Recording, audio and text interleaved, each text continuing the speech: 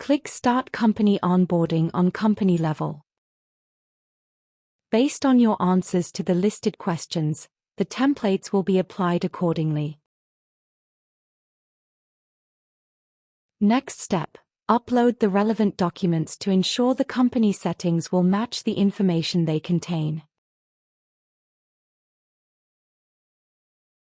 Files such as company policies, contracts, master data, and insurance documents are requested.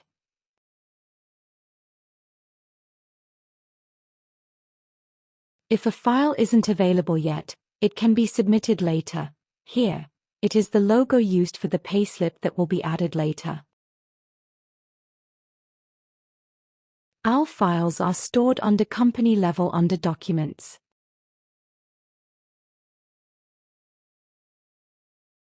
Once the checklist is complete, the Enter Company Data task appears.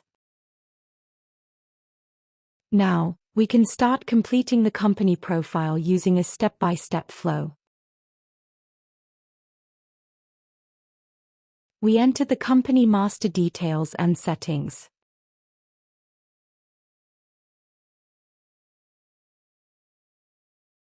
We need to finish the company onboarding before we enter any employee data.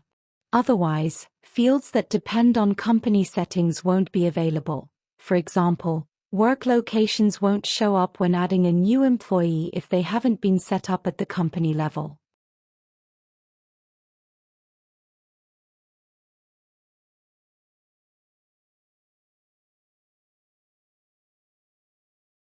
Taking the time to set up everything correctly.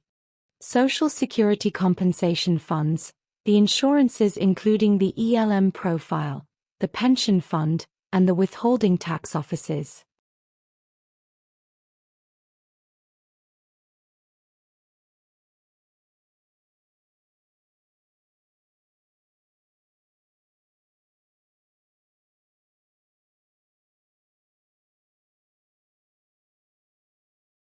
The setup is key.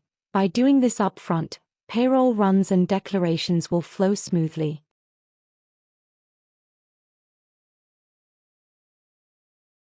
The employee dossier can also be configured. And finally, we are ready to onboard new employees.